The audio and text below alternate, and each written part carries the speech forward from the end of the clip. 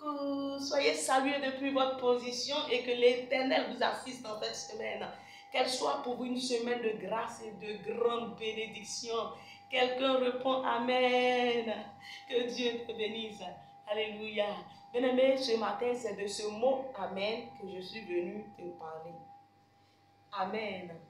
Nous disons Amen, Amen, Amen, sans toutefois connaître la signification vraie du mot Amen.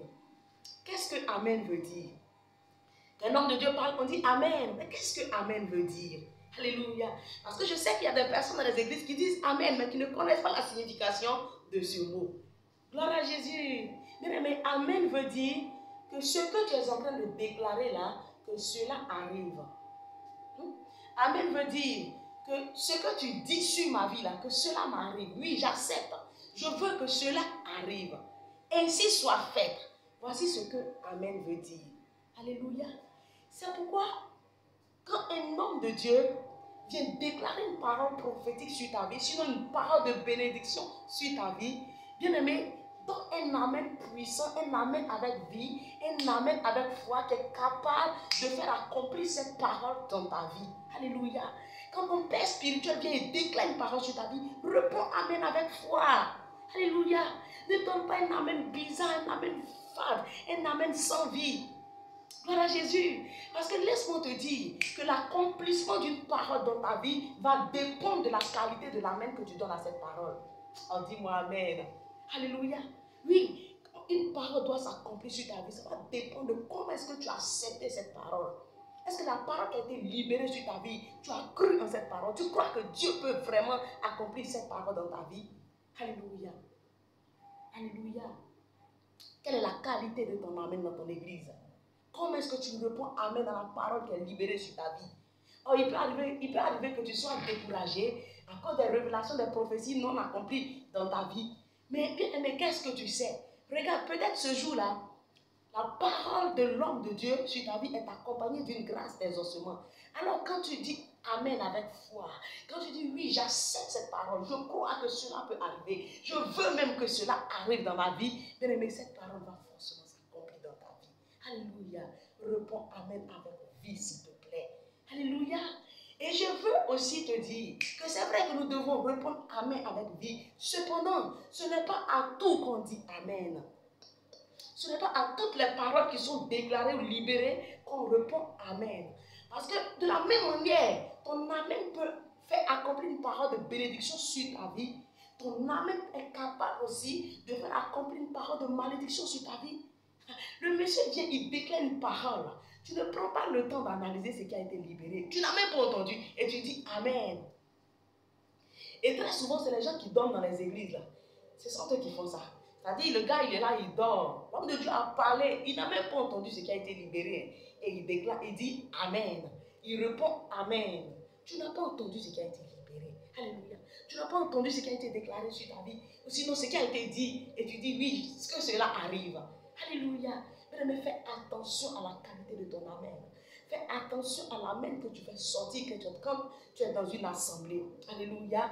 Alléluia. C'est une bonne parole qui est libérée sur ta vie. Réponds Amen avec vie, avec foi, avec conviction. Et cette parole va s'accomplir dans ta vie. Alléluia. J'ai lu un passage dans la Bible, dans le livre de Luc, chapitre 1er, et l'histoire de deux personnalités qui m'a beaucoup plu. La Bible dit qu'il y a un monsieur qu'on appelle Zacharie. Si tu lis ta Bible, tu sauras de quoi je parle. Ce monsieur était un sacrificateur et depuis longtemps, sa femme et lui cherchaient un enfant. Et un jour, pendant qu'il était à son poste, il était dans la maison du Seigneur, la Bible déclare que l'ange de l'Éternel lui apparaît. Et l'ange lui dit, Zacharie, ta prière a été exaucée. Dieu m'envoie te dire qu'il t'exauce maintenant. Mais Zacharie va regarder à sa situation. Zacharie va regarder à son âge, à la réalité, à l'âge de sa femme. Et Zacharie va dire à l'ange, mais comment est-ce que cela peut être possible?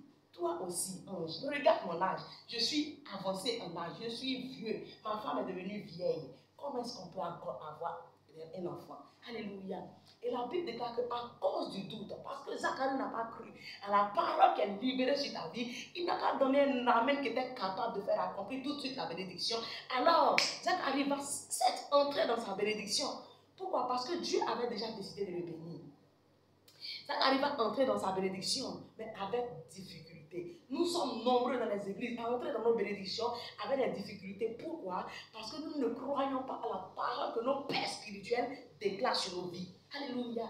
Quand Dieu décide de te bénir, il a décidé, il va le faire. Mais tu vas entrer dans cette bénédiction-là avec difficulté, comme Zacharie. Pourquoi? À cause du doute. Parce que tu ne crois pas à la parole qui est déclarée sur ta vie. Parce que ton amen n'est pas un amen qui est capable d'appeler la bénédiction dans ta vie. Alléluia. Alléluia. L'ange quitte chez Zacharie, se présente à une jeune soeur, à une jeune dame, une jeune fille nommée Marie. La Bible déclare que quand l'ange finit de parler à Marie, regarde Luc chapitre 1, verset 38, je te lis ça. La Bible dit, le verset 38 est, Marie dit, je suis la servante du Seigneur, qu'il me soit fait selon ta parole. Et l'ange la quitta. Alléluia. Oh, un amen puissant et vivant. Un amen qui est capable de faire entrer dans sa bénédiction sans difficulté, sans problème. Amen, amen. Marie est entrée dans sa bénédiction. Zacharie aussi est entré dans sa bénédiction. Mais la différence de Zacharie, Marie est entrée dans sa bénédiction sans difficulté. Zacharie, lui, il est entré dans sa bénédiction, mais avec des douleurs, avec difficulté. Alléluia. Alléluia. Oh, voici comment je veux que tu réponds amen aux paroles de bénédiction qui sont libérées sur ta vie. Comme Marie l'a fait, je suis la servante du Seigneur, qu'il en soit fait selon ta parole. Oh papa, je crois en ce que tu as déclaré sur ma vie. Je sais que tu es un serviteur de Dieu. Alors si tu l'as dit, moi, je crois que cela arrive. Amen. Alléluia. Répondons Amen avec vie. Répondre Amen avec vie, ce n'est pas forcément crier. Non, je suis désolé. Ce n'est pas forcément crier Amen. Mais quelle est la foi qui accompagne cette parole que tu dis? Quelle est la foi qui accompagne? Quand tu es en train de dire Amen, quelle est la foi qui accompagne cet Amen? Alléluia. Mais c'est des petites choses qui nous retardent dans nos bénédictions, auxquelles nous ne faisons pas attention. Alléluia. C'est pourquoi ce matin, je suis venu attirer ton attention là-dessus. Si tu dois répondre Amen à une parole, fais-le avec conviction. Crois que cette parole peut s'accomplir dans ta vie et tu la verras s'accomplir. Aussi, analyse les paroles qui sont libérées avant de dire Amen. C'était votre sœur Mira Kimou qui est venue vous bénir ce matin. Faites attention.